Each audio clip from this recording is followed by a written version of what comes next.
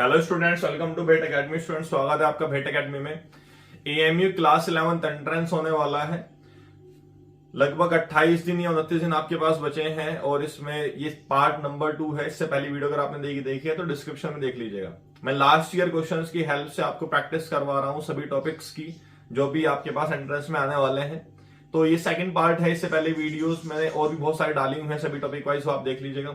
अगर आपको coaching online coaching चाहिए तो आप ऑनलाइन कोचिंग के लिए कांटेक्ट कर सकते हैं। डिस्क्रिप्शन में आपको कांटेक्ट नंबर मिल जाएगा। चलिए स्टार्ट करते हैं क्वेश्चन। ये क्वेश्चन 2018 से 2019 में ही आए हुए हैं। 2018 से 2019 वाला पेपर ही मैंने कल सोल्व करवाया था। कुछ क्वेश्चन सोल्व किए थे, कुछ आज करने वाले। तो सबसे पहला क्वेश्चन क्या है, एक ब्लॉक है लकड़ी का एक टुकड़ा है, पीस है। ये एनसीईआरटी का क्वेश्चन है, ठीक है। और इसकी जो डायमेंशंस दी हुई है क्यूबॉइड की फॉर्म में है, वो उसकी डायमेंशन है 40 सेंटीमीटर, 20 सेंटीमीटर, 10 सेंटीमीटर। हमें इतना सोचना ही नहीं है।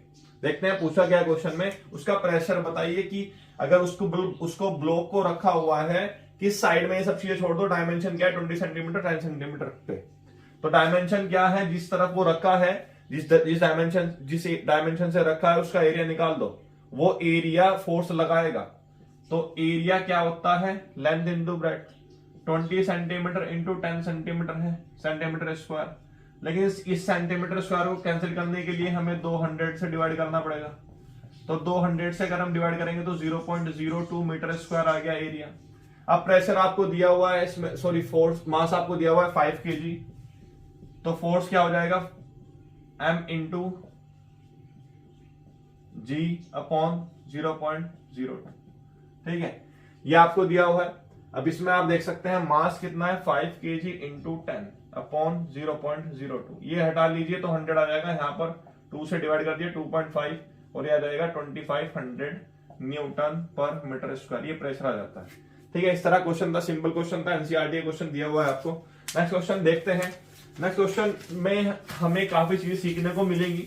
ये स्टेटमेंट का क्वेश्चन है। 4 स्टेटमेंट, 4 ऑप्शन दिए हुए हैं और आपसे पूछा है कौन सी स्टेटमेंट सही नहीं है। तो ये आपके कंसेप्ट देखिए कि आपको कंसेप्ट पता है, आप सिंपली ऐसे पेपर दे रहे हो। तो पहला क्वेश्चन क्या है कि the magnitude of bind force does not depend on the density of fluid. सबसे पहले बाइंड फोर्स के बारे में बात करें तो बाइंड फोर्स क्या होता है, जो लिक्विड के अंदर, किसी भी फ्लूइड के अंदर जो अपवर्ड फोर्स लगता है उसको बोलते हैं बाइंड फोर्स। इसको थ्रस्ट भी बोलते हैं, ठीक है। आर्किमिडीज प्रिंसिपल इसी पे बेस्ड है। वो सब डिटेल में आप देख सकते हैं, इसमें सब वीडियो आपको मिल जाएगी। आर्किमिडीज प्रिंसिपल क्या है, मेन यहां पर क्वेश्चन जो आता है कि क्या वो फ्लूइड की डेंसिटी पर डिपेंड करता है, नहीं करता है, कि वो डिपेंड करता है नहीं करता है। अगर आप देखो वाटर है, ऑयल है, क्या अगर चेंज होंगे बाइंड फोर्स अलग होगा, बिल्कुल अलग होगा। डेंसिटी पर डिपेंड होता है किसकी, फ्लूइड की। लेकिन ये क्या कह रहे हैं कि उसके डेंसिटी पर डिपेंड नहीं होता। तो स्टेटमेंट ये गलत हो गई। तो हमारा आंसर ये हो जाएगा। तो हमें पता है कि सिंपल सारे ऑप्शन सही है, लेकिन चेक करते हैं कि क्या सही है नहीं है या नहीं है। कि force of gravitation due to earth is gravity.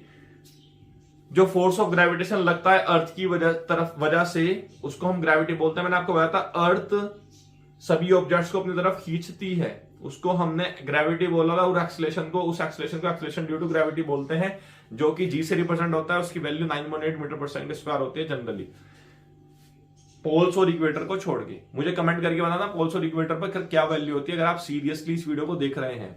Next है the atmospheric pressure at a sea level is 10⁵ pascal. Sea level पर इतनी ही वैल्यू होती है एटमॉस्फेरिक प्रेशर की, ये भी सही है। नेक्स्ट है रिलेटिव डेंसिटी की कोई यूनिट नहीं होती। रिलेटिव डेंसिटी कोई यूनिट नहीं होती। डेंसिटी अपॉन डेंसिटी कट जाती है तो यूनिट नहीं आती। तो चारों ऑप्शन में से पहला ऑप्शन आपको गलत था। आपके 4 कंसेप्ट समझ में आए। इस तरह से सिर्फ आपको मोटिवेशन भी मिल रहा है और मैं आपको समझा रहा हूं कि क्वेश्चंस कैसे हैं, कंसेप्ट कैसे हैं, ठीक, किस तरीके से आपको समझना है। अब इससे रिलेटेड कोई क्वेश्चन अगर आपका रहता है तो आपको कोई दिक्कत नहीं होने वाली। सारे कंसेप्ट आपके इजीली क्लियर हो जाएंगे। आप सिर्फ 30 डेज इनको रेगुलर दो इन क्वेश्चंस की प्रैक्टिस करो। कमेंट करके बताओ, कमेंट बहुत जरूरी है। कमेंट से मुझे पता चलता है कि कौन बच्चे पढ़ रहे हैं, कौन नहीं पढ़ रहे हैं। जो भी डाउट्स आप पूछ सकते हैं। और इन क्वेश्चंस की अगर आपको पीडीएफ फॉर्म चाहिए या फोटो चाहिए तो आप हमारे इंस्टाग्राम पेज पर भी फॉलो कर सकते हो, वहां पर आपको मिल जाएगी। लिंक आपको डिस्क्रिप्शन में मिल जाएगी। नेक्स्ट है Audible range for human being. जो हमारे ईयर्स होते हैं, ठीक है, उनकी वो कुछ फ्रीक्वेंसी तक ही सुन पाते हैं। वो फ्रीक्वेंसी क्या होती है, फ्रीक्वेंसी यूनिट होती है हर्ट्स। और वो फ्रीक्वेंसी होती है 20 हर्ट्ज से लेकर 20,000 हर्ट्ज तक, ठीक है। ये आपको समझना होगा। इससे जो नीचे वाला जो साउंड होता है उनको बोलते हैं इंफ्रासोनिक साउंड, 20 हर्ट्ज से नीचे। और 20,000 हर्ट्ज से नीचे बोलते हैं अल्ट्रासोनिक साउंड। आप अल्ट्रासाउंड भी कराने जाते हो, वहां पर भी जो फ्रीक्वेंसी होती है आपको आवाज नहीं आती, तो वो फ्रीक्वेंसी जो होती है वो अल्ट्रासाउंड की बोलते हैं, क्योंकि अल्ट्रासोनिक साउंड्स होती हैं, 20 किलोहर्ट्ज से ज्यादा होती है फ्रीक्वेंसी उनकी। नेक्स्ट अगर हम बात करें, नेक्स्ट क्वेश्चन एनसीईआरटी के क्वेश्चन ही है, इसमें जो है सिर्फ वैल्यू चेंज है। आपको कहा है कि कितने रेजिस्टेंस आप 6 ओम के दो। मैं आपको क्या कह रहा हूं, सिंपल है क्वेश्चन। एक बैटरी आपके पास है 3 वोल्ट की, करंट उससे मिल रहा है 2 एम्पियर का। एक बैटरी आपके पास है 3 वोल्ट की, उससे करंट मिल रहा है 2 एम्पियर का। अब मैं कह रहा हूं सिर्फ मेरे पास 6 ओम के रजिस्टर्स हैं, 6 ओम के रजिस्टर्स हैं, वो कितने लगाऊं ताकि ये कंडीशन फुलफिल हो जाए। तो सिंपल मेरी बात सुनो, इसका हम रेजिस्टेंस निकालने में, टोटल रेजिस्टेंस क्या होता है, voltage upon current Ohm's law से 3/2 क्या हो जाएगा 1.5 ओम।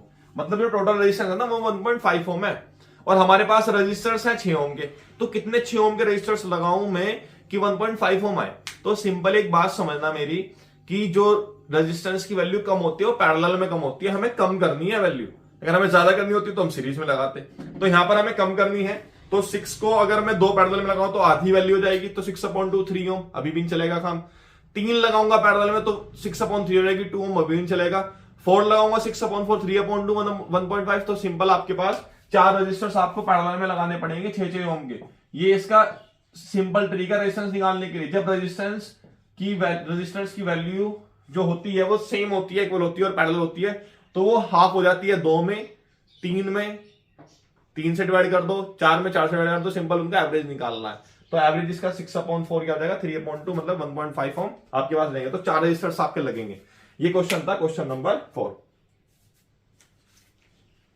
नेक्स्ट क्वेश्चन देखिए, नेक्स्ट क्वेश्चन है क्वेश्चन नंबर 4 एनसीईआरटी एक्सरसाइज का, क्लास 10th इलेक्ट्रिसिटी जो चैप्टर है उसका। आप बैक साइड में क्वेश्चन नंबर 4 देखेंगे तो वो आपको एमसीक्यू वाला क्वेश्चन मिलता है, वही ये क्वेश्चन है, मैं आपको सोल्व करा देता हूं। उसमें क्या है, 2 कंडक्टिंग वायर्स है, उनका सेम डायमीटर दिया हुआ है, सेम लेंथ दी हुई है, सेम एरिया दिया हुआ है। तो उसका मतलब क्या हो जाएगा कि रेजिस्टेंस जो होता है आपका लेंथ, एरिया और मटेरियल पर सेम डिपेंड होता है। तो दोनों रजिस्टर्स इक्वल रजिस्टर्स हैं।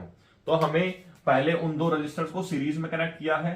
तो जब आप 2 इक्वल रजिस्टर्स को सीरीज में कनेक्ट करते हो तो 2R हो जाएगा, और जब आप उनको पैरेलल में कनेक्ट करोगे तो वो R/2 हो जाएगा। ठीक है, हमें उनका हीट का रेशियो निकालना है। तो यहां पर इसमें हीट के रेशियो जो निकालना है, सीरीज अपॉन पैरेलल, आप ये फॉर्मूला लगा दीजिए, V²/R × T। पोटेंशियल डिफरेंस भी हमें सेम दिया हुआ है। अब यहां पर जो देखें RS और RP यहां पर लिख देता हूं, टाइम सेम है, कैंसिल हो जाएगा। V यहां पर देख लीजिए, ये आपको दिया हुआ है, सिंपल कैंसिल हो जाएगा, पोटेंशियल डिफरेंस सेम है। तो ये क्या हो जाएगा 1/RS × RP। जो डिनोमिनेटर में होता है 1/RP, वो इधर मल्टीप्लाई आने के बाद रेसिप्रोकल हो जाता है। तो RP कितना है R/2, और ये कितना है 2R।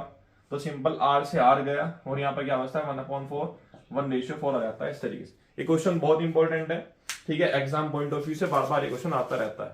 नेक्स्ट क्वेश्चन अगर हम देखते हैं, क्वेश्चन नंबर 6, एक रेक्टेंगुलर कोयल है कॉपर वायर की, उसको हमने वो मैग्नेटिक फील्ड में रोटेट हो रही है। तो आपको समझ में आ रहा होगा, एक मैग्नेटिक फील्ड है, एक रेक्टेंगुलर कोयल है कॉपर वायर की मूव कर रही है। तो याद आ गया इलेक्ट्रिक मोटर।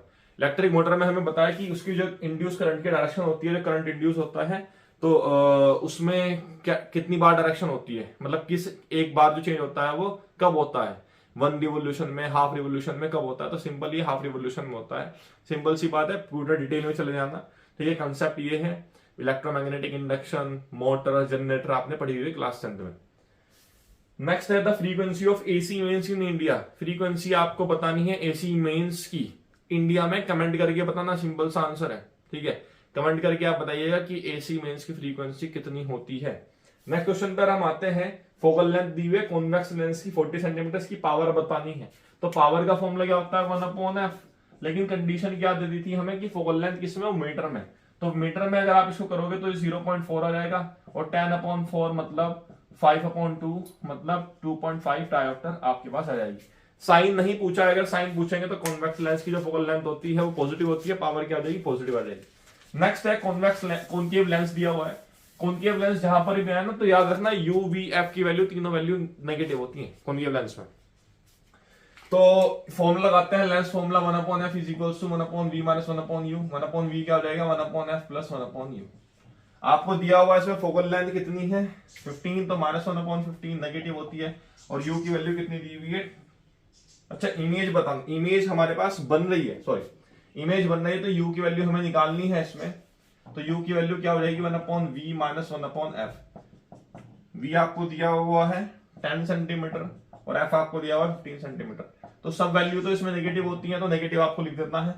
30 एलसीएम आ जाएगा -3 + 2, तो 1/f क्या आ गया -30 सेंटीमीटर। ठीक है, ये क्वेश्चन इसलिए ही दिया हुआ था, इमेज इसलिए दी हुई थी क्योंकि आपको याद रखना है कॉनकेव लेंस में यू वी एफ तीनों वैल्यू नेगेटिव होती हैं। अगर आपकी वैल्यू पॉजिटिव आ रही है तो मतलब आपका आंसर गलत है। इस तरीके से क्वेश्चन फिजिक्स से कंप्लीट हो जाते हैं। आगे इसमें देखेंगे, इस चैप्टर इस पेपर से हम नेक्स्ट क्वेश्चन देखेंगे। तो जब तक आप वीडियोस को जो है पुरानी वीडियोस को देखते रहिए। कोई भी डाउट है तो कमेंट करो, ये नहीं है कि आपको जो है कुछ भी डाउट आ रहा है और आप जो है सिर्फ उसको रखे हुए हैं, उस डाउट से ही आपके पास क्वेश्चन आ जाएंगे। कोई भी आपको पूछना है तो इंस्टाग्राम पे हमें फॉलो कर लीजिए, instagram.com/waitacademy, वहां पर आपको डायरेक्ट आंसर मिल जाएगा। और आपको किसी भी तरह कोचिंग चाहिए तो डिस्क्रिप्शन में आपको डिटेल्स मिल जाएगी, कॉन्टैक्ट आप कर सकते हैं। फीस वगैरह के बारे में आप पूछ सकते हैं, किस तरीके से पढ़ाया जाता है वो आप पूछ सकते हैं। वीडियो पसंद आई तो लाइक करना, चैनल को सब्सक्राइब करना, शेयर करना मत भूलिएगा। Thank you.